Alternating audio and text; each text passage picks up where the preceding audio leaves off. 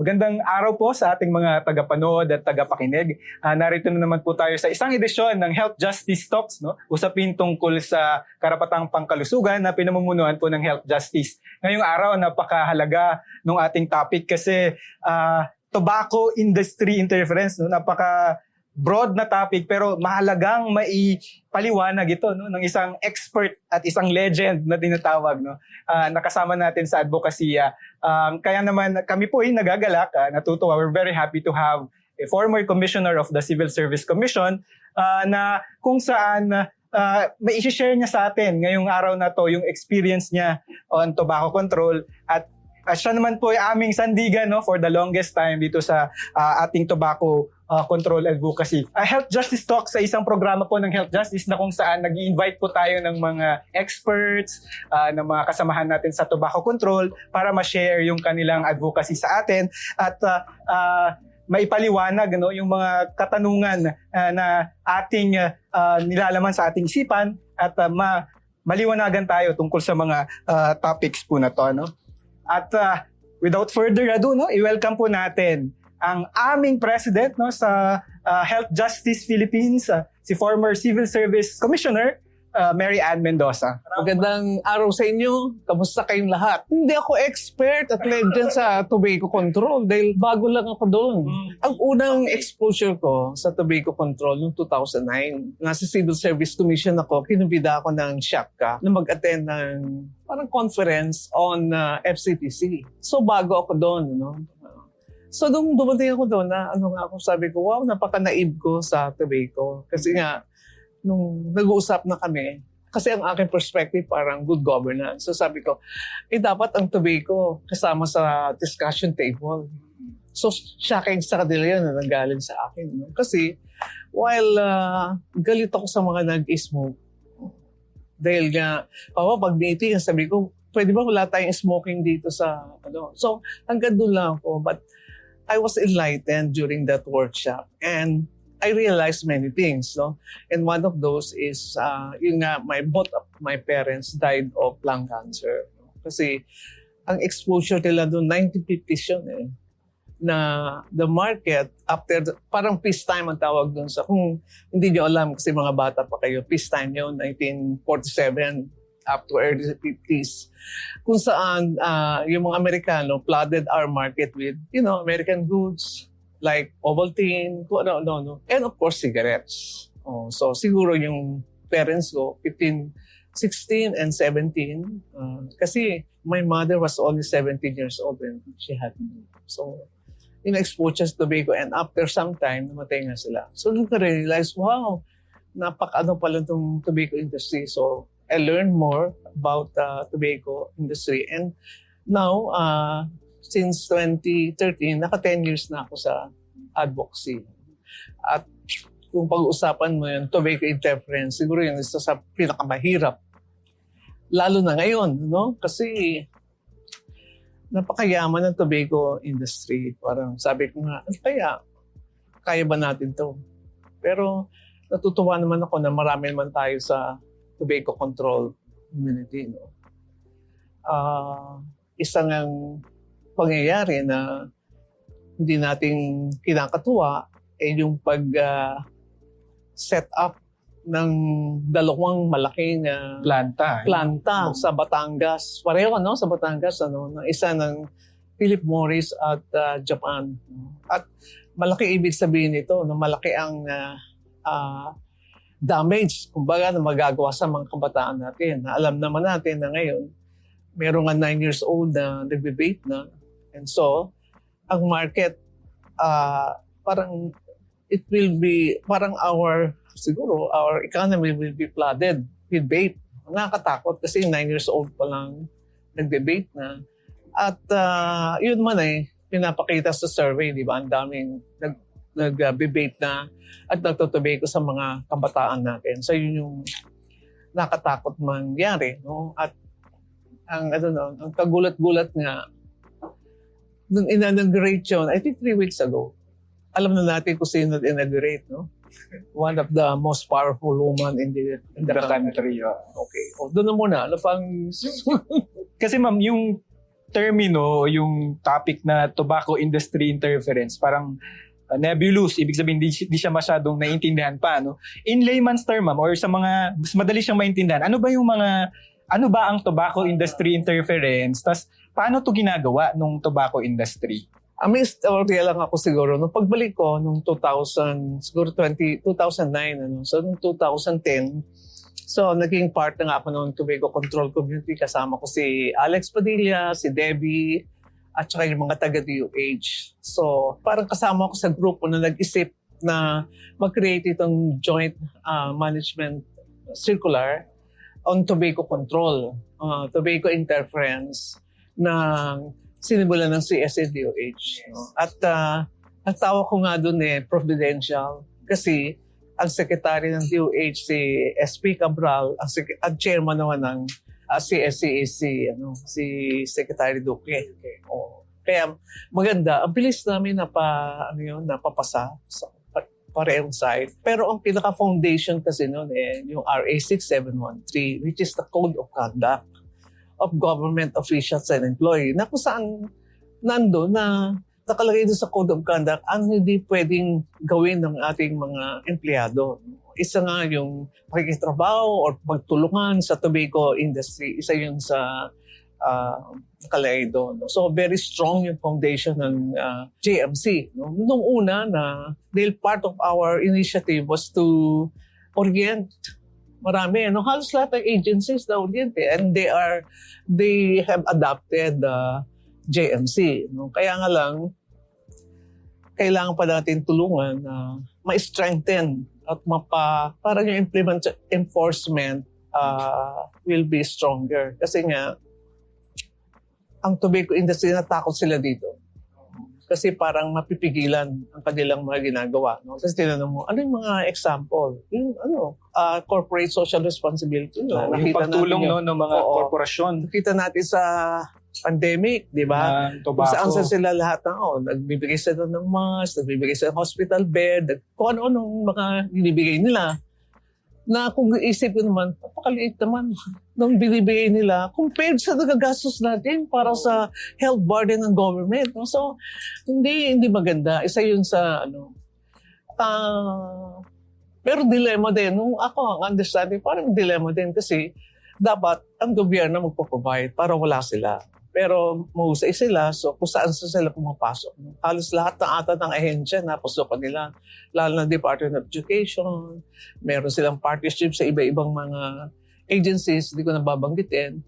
Pero magaling naman ng health justice, nakatulong naman din tayo. Like, yung una ng BIR tsaka Bureau of Customs, sumusulat pa sa CSC kung paano nila ma-avoid yung tobacco interference. No? Si Secretary Duque, nandun siya sa Department of Health, hindi siya talaga, maraming mga parang desire ang tobacco industry na pag-usap sa kanya. Even one time, kumausap siya. Kasi yun ang ating hindi gustong mangyari. No? Kasi yun yung tobacco interference. At makikita mo din yan nung pinasa yung vape law that was 4 months or 5 months before the election. So you can connect the dots to paano nangyari nakapasa na it was a watered down na batas kasi nga yung access binabaan 18 years old kasi yun daw legal age, pinayagan yung mga flavors at ang parang sa akin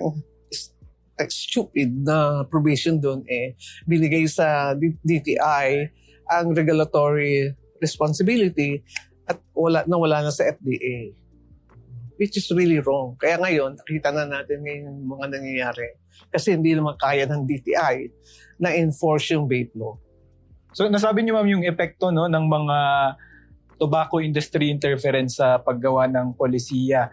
Ano pa nga bang masamang epekto o ano pang masamang impact ang nadudulot ng tobacco industry interference sa policy, sa programs ng gobyerno, lalong-lalo na sa health? Ano pa yung mga pwedeng impact dito? Mahusay nga sila mag-interfere sa sa polisiya. Sample ko lang yung vape. At marami pang iba. Pero ang kinakatakutan ko ngayon, kasi napunta naman ako ngayon sa food policy, kasi meron tayo ngayong project FOPL, front of package labeling. No? So, alam nyo ba na yung Philip Morris ba yun? Philip Morris, Virginia Slims, kasama pala ang Kool-Aid at saka yung paborito niyong mac and cheese. Yung Kraft na mac and cheese. They were part of a conglomerate. Oo, naghiwalay lang sila.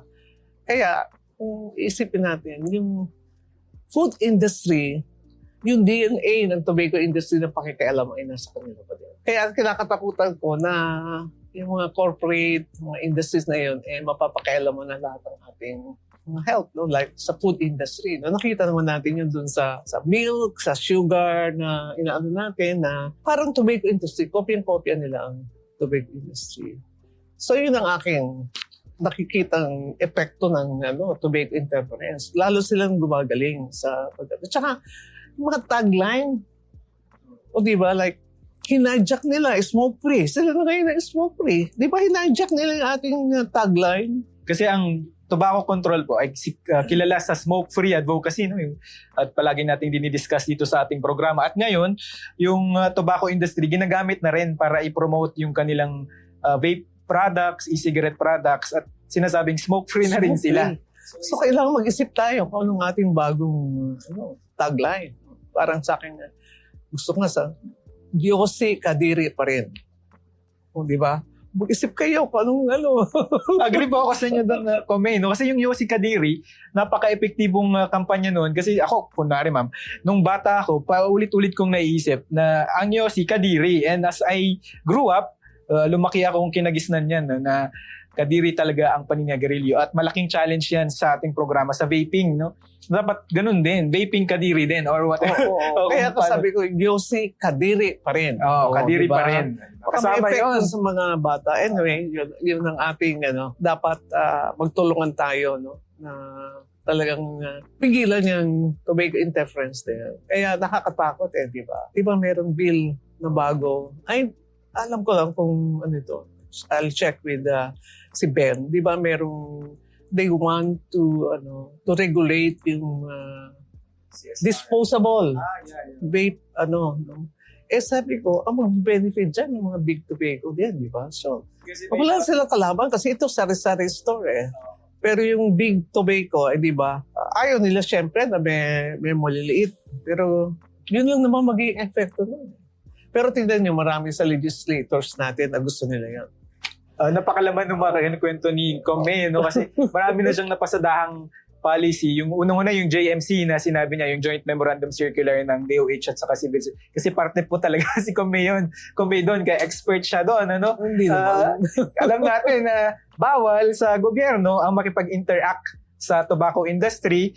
Kung makipag-interact man sila, dapat necessary o dapat kailangan at dapat nila itong at saka transparent. At transparent. Yun po dapat ang ginagawa. So sa ating mga tagapakinig dyan at tagapanood na parte ng gobyerno, transparent po yung pakipag-ugnayan sa tobacco industry. At kung kailangan lang po, ang general rule po, dapat hiwalay tayo sa kanilang mga interest. Ma'am, dun sa mga challenges nung inyong kinaharap, dun sa, for example, sa CSC, DOH Joint Memorandum Circular, ito nga yung sa vape law, paano mas maproprotektahan ang gobyerno, lalong-lalo na yung Kongreso, sa mga ganitong sitwasyon, yung sa pakikialam ng tobacco industry sa ating legislation? Ikaw ata makakasagot yun. Kasi, tama po, may JMC. Mahirap. Alam niyo, yung JMC, nung unang-una yan, kinalala yan sa buong mundo. No? Parang major accomplishment ng Philippine government. No? But 2 times, siguro dahil nga ang galing ng tobacco industry, no? Isa ka naman nakikita na yung tobacco industry, part ng interagency tobacco control. Di ba? Part ka doon. No? So ikaw mismo, kayo mong pakialaman yung mga polisiya. Part na nga ng IATC. Siguro ngayon, talagang, word na pag-igtingin ang ating pag-uusap. Pero alam ko na yung mga ibang tobacco control advocates, mukhang natatakot sila kasi ang political environment natin ay not very positive with regards to tobacco industry. So pero kailangan we really have to be very parang really strong and aggressive like the tobacco industry. So anong pwede mangyari? Ang tingin ko malaki ang role ng DOH dito. Alam mo, isa statement lang siguro ng Secretary Herbosa na bawal mag-vape o manigarilyo. Ay, para sa bayan o para sa mga bata. Ay, mag-click yun. Nasabi nyo nga yung lumalakas yung industry interference at maalala ko yung Conference of Parties, yung COP10 na ang Health Justice po ay nagpadala rin ng representative, yung COP10 sa Panama at doon nakita na naman natin yung tobacco industry interference. Baka may share nyo ma'am kung paano sila naging influential. Isa yun. Kasi yung buong atang delegation ng Philippine government are pro-tobacco. Totoo naman yung kitang-kita mo naman Nung time ni Yusek Padilla, wala kayo nakakapunta na congressman o congresswoman dun sa CAP. Sa lahat ng meetings ng CAP. Yung sinasabi po ni It's ma'am, only now na meron. ay may support dahil yun pong statement ng Senate, ni Senator Pia Cayetano na maaring pro-tobacco nga kayo. 5 times na tayo nagkaroon ng dirty ashtray. No? Di ba nakakahiya naman na 5 times? Pero nakita ko na dyan is kailangan ng government should be solid, should be certain kung ano nga ba ang policy kasi kahit ano sabihin mo hindi pwede pagsamahin ng commercial at saka ang health. And for me, dapat health muna kasi health is wealth. Kung mga tao ay malusog at wala silang mga sakit, they will be more productive, they will be more motivated to work and siguro mas maganda pa din mangyayari sa economy. Diba? Sa ngayon marami tayong problema sa health, no? Lalo na mga bata. Tobacco, meron din problema sa drugs, may problema sa teenage pregnancy, may problema sa HIV/AIDS at sa ating education. Number 1 nga tayo sa poor in science and mathematics. Yeah. Number 1 tayo sa increase ng teenage pregnancy. Number 1 tayo sa increase ng HIV/AIDS. Di ba nakakatakot? Ano nangyari sa bayan natin? Sa mga bata na ito na sinasabi natin the future generation, the hope of the motherland. Kaya, yun. Kayo mga bata pa, siguro mga nakikinig ng mga bata pa, siguro mag-isip naman kayo kung anong gusto din yung mangyari sa bansa at tumulong kayo. Pero maraming maganda nangyari kahapon. Kausap ko si Dr. Bersaldo, taga Davao Oriental Provincial Hospital. Siya ang Chief Medical Director. Meron daw sila sa province na tinatawag yan teen centers. Teen centers. Na kung saan yung mga teenagers pwede pumunta dun sa teen centers and they can talk about not only tobacco, about teenage pregnancy, mga problems sa mental health issues. So sabi ko maganda yan. Sana kita natin sa ibang lugar na gagawin din. So isa yung parang kausap mo, peers mo, siguro mas makikinig ka kung pareho kayo ng age group ng mga harms ng tobacco. Diba?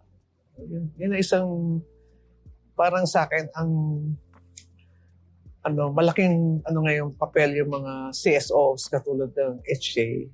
Sa mga kasama naman po natin sa gobyerno, ano kayang maaari nating ma-share sa kanila po dun sa pag-iwas sa tobacco industry interference, lalong-lalo na, sabi niyo po, nagiging aggressive ang tobacco industry.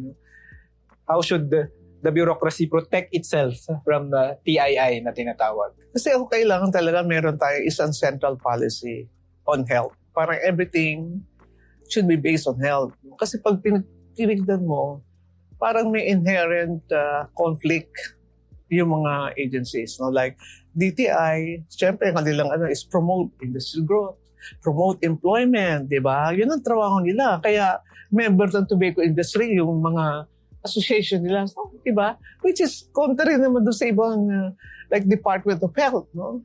Ewan ko kung may magagawa tayo doon. No? Ang magagawa lang doon siguro si Secretary Bosak, usapin niya ang DTI. Hindi totoo. Kasi marami yung kaibigan noon. Time ko, kinakausap ko DTI. At sinasabi nila, hindi namin pwedeng hindi pansinin ng tobacco industry kasi ang laki ng employment na binibigay niyan eh.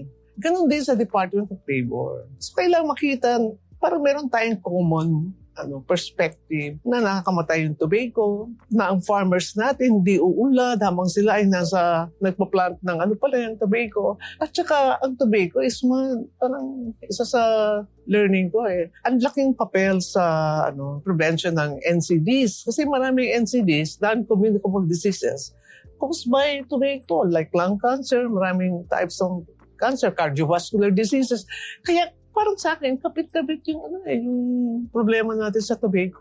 Ako, am I making sense? Yes, kasi importante talaga po na yung gobyerno, kalusugan yung focus. Kasi na-mention po kanina ni May yung health burden na tinatawag. No? Yung, mas malaki po yung gastos ng gobyerno para tustusan yung mga programang pangkalusugan kaysa dun sa kinikita sa tobacco industry. Kaya yun din dapat ay malinaw sa ating mga mambabatas, no? Yung sa Congress at sa ating mga executive, no? Lalong-lalo na sa presidente. Kasi maaaring kinakausap siya ng tobacco industry pero malinaw din dapat sa kanya na ang focus natin ay ang kalusugan. Kasi diba, paulit-ulit nating pinag-uusapan ma'am sa kampanya, kung makikita mo sa konstitusyon, wala dyan yung right to tobacco industry, right to smoke, no? Ang makikita nito, right to health po yung nakikita. Balik-balik rin mo yung ating constitution, ang nakalagay po doon ay right to health.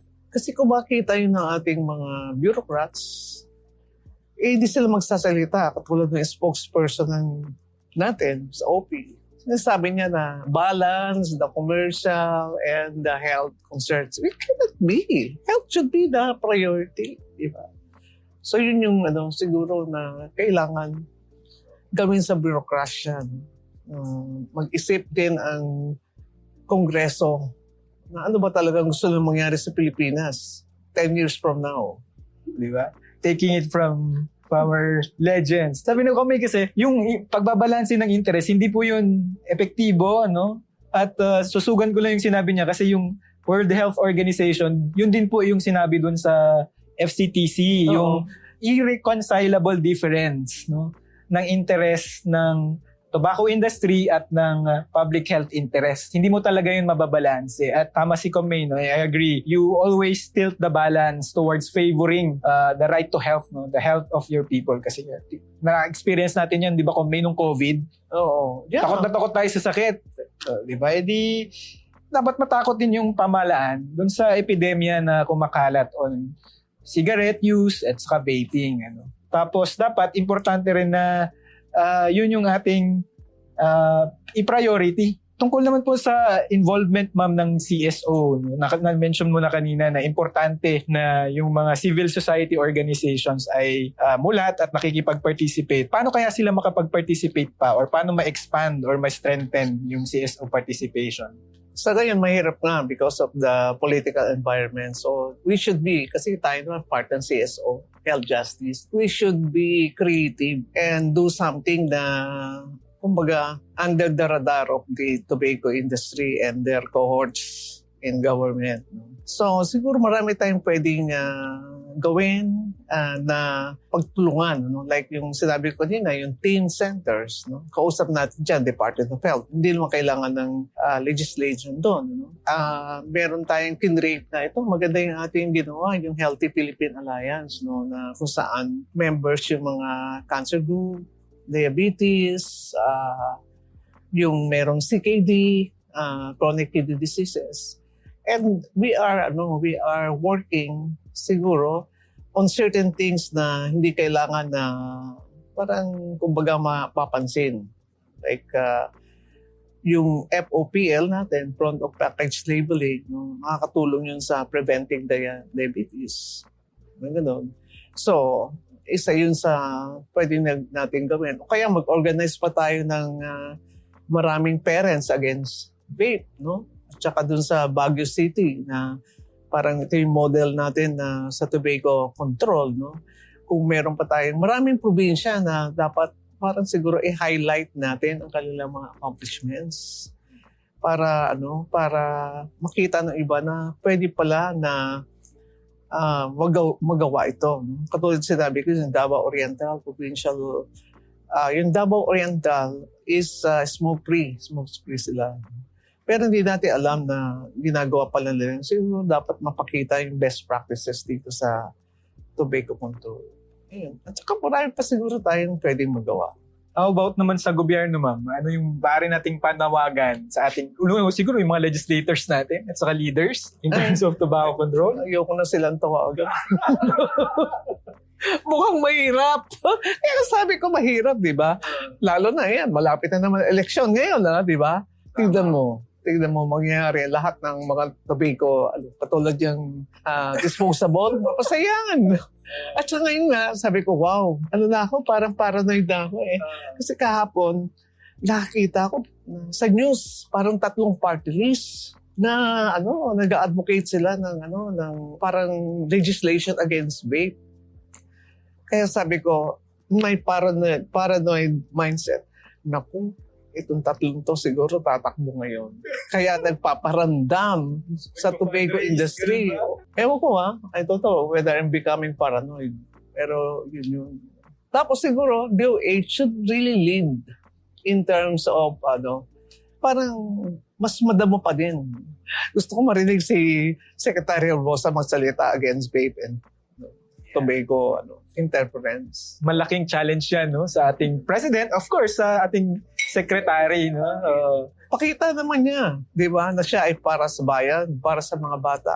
So, it's a standing call sa ating Secretary of Health to stand by the interest of health.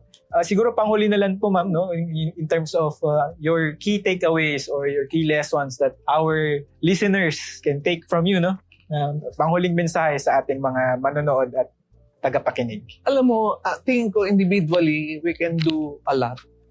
Individually. Ako, patulad nung nagpunta ako sa kasal, nung Sunday, yung groom kasi, kapitbahay namin dati, very close kami. Ako nakita ko naninigarilyo sa park. Bakit ka naninigarilyo pa hanggang ngayon? Sabi ko, isipin mo naman yung magiging anak mo, magkakasakit, dahil sa paninigarilyo. Sabi niya, tita May, hindi pa naman ako, hindi pa naman kami magpapamilya. Hindi na para sa'yo. Ganun ang aking ginagawa. Minsan naman sa simbahan, meron kami mga, parang sila nasa yung eskwelahan sa Green Savior School. So part ng kanilang, meron silang part ng curriculum nila na bumibisita sila sa community. So there were 8 of them.